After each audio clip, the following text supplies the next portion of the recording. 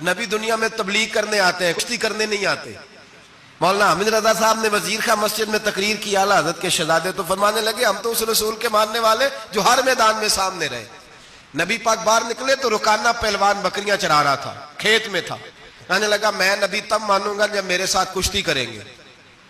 حضرت بلال حبشی رضی اللہ تعالیٰ عنہ فرماتے ہیں کہ حضور کا مزاج نرم و نازک تھا، ہاتھ پھول سے زیادہ نرم ہوتے تھے، کستوری سے زیادہ خوشبودار ہوتے تھے، نرم و نازک وجود تھا، مکھی نہیں بیٹھتی تھی۔ جب اس نے یہ بات کی تو میرا دل کیا میں آگے بڑھ کے کہوں تو بیوقوف ہے، کبھی کشتیوں کے ساتھ بھی تبلیغ ہوئی ہے، بیوقوف ہے تو؟ کہتے ہو، کہنے لگا جی میرے ساتھ تو سینکڑوں لوگ آئے، کوئی مجھے گرا نہیں سکا، اگر آپ گرا دے تو میں کلمہ پڑھ لوں گا۔ کہتے ہیں رسول پاک نے آستینیں چڑھائی، فرمایا چلا آجا کشتی کر لیتے، تو صحیح میدان میں نکل۔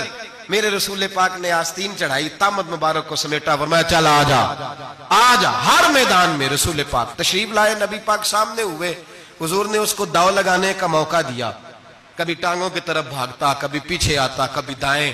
جب بھاگ کے حضرت بلال کہتے ہیں وہ بھاگ رہا تھا، حضور مسکرا رہے تھے، سبحان اللہ۔ نبی پاک کیا بات ہے، سرکار ہنس رہے تھے کہ چل چل یار ٹھیک ہے بھاگ دوڑ لے۔ جب بھاگ دوڑ لیا تو میرے نبی پاک نے بازو سے پکڑا، 2-3 دفعہ لایا تو زمین پہ گر گیا، حضور نے پکڑ کے اٹھایا، فرمایا میں صرف گرانے نہیں آیا، میں تو اٹھانے آیا ہوں۔ کھڑا کیا تو کہنے لگا نہیں آپ نے تو مجھے موقع ہی نہیں دیا، تو حضور نے فرمایا دیر کوئی نہیں ہوئی تو دوبارہ آ جا، کوئی عرض نہیں، آ جا دوبارہ سے۔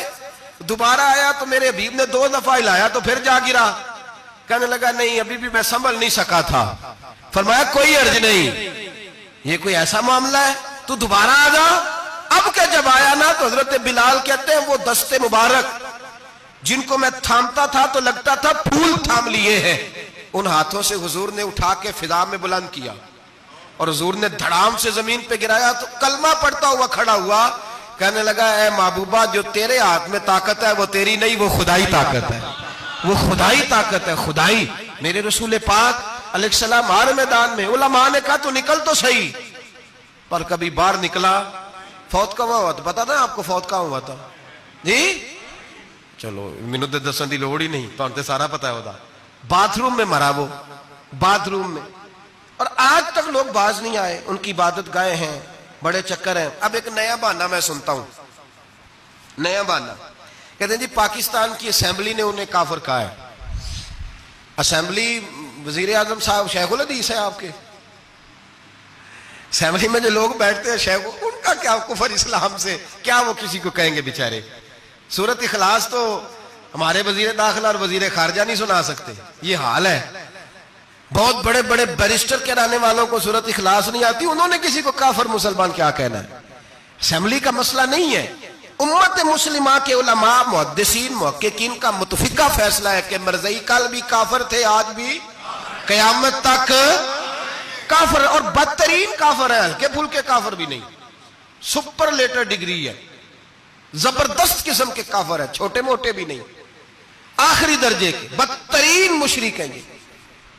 ہم لوگوں کی اپنی موج ہے جمہوری، اور نہیں جی نہیں نرمی کرنی چاہیے، نہیں جی نہیں نرمی کرنی، ایک پارٹی والا دوسرے پہ سختی کر رہا ہے، مذہب کے معاملے میں سارے اس نے اخلاق کے قائل ہیں، سب اخلاق کے قائل ہیں، نرمی کرو ٹھیک ہے، سب کو کہو چلو ٹھیک ہے گلی برابر کی ہے، ووٹ برابر کے لے لو، وہاں کہتے ہیں نہ دیے تو لڑائی بھی ہوگی، ناراضگی بھی ہوگی، جھگڑا بھی ہوگا، یہ بھی ہوگا۔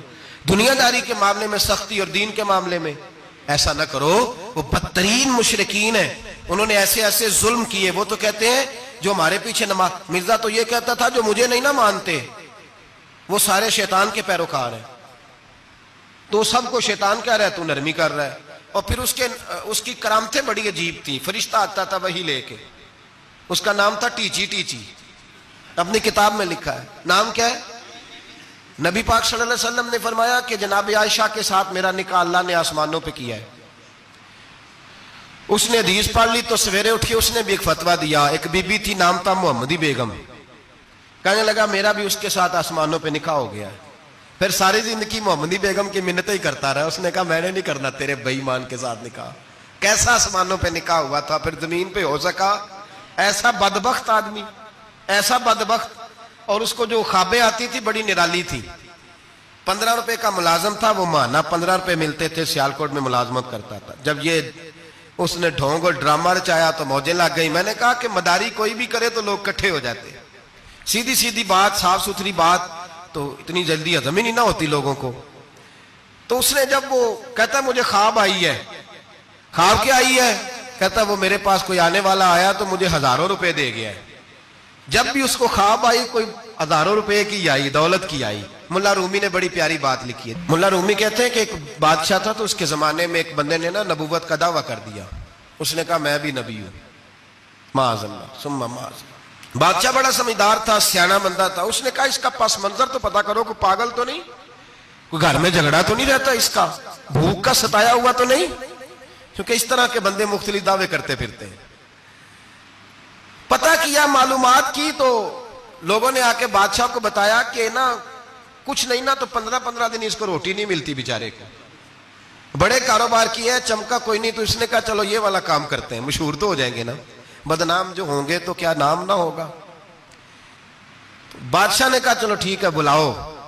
اس کو بلایا تو بادشاہ کہنے لگا اس کو باورچی خانے میں لے جاؤ اور جتنے کھانے پک سکتے ہیں نا پکا کے اس کے سامنے رکھو، صبح شام اسے روٹی کھلاؤ. 15 دن نہ 2 ہفتے بڑا خوب کھانا کھلایا اس کو، زبردست اچھی طرح سے سیر ہو کے روٹی کھلائی. تو ملا رومی کہتے ہیں 15ویں دن باہر نکالا، بادشاہ کے سامنے پیش کیا.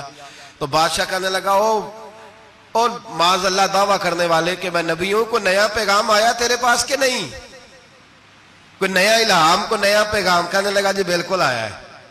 نے کہا سنا. کہنے لگا میرے پاس نیا پیغام آیا ہے کہ تو جہاں پہنچ گیا یہاں سے نکلنا نہیں، اب تو نے یہیں رہنا ہے، یہ مجھے حکم ہوا ہے، لہذا اگر تو حکم عدولی کرے گا تو نافرمان ہو جائے گا. تو اس نے کہا ٹھیک ہے میں تیری بات سمجھ گیا ہوں، روٹی تجھے 3 وقت ملا کرے گی لیکن تو گھر جا کے رہے.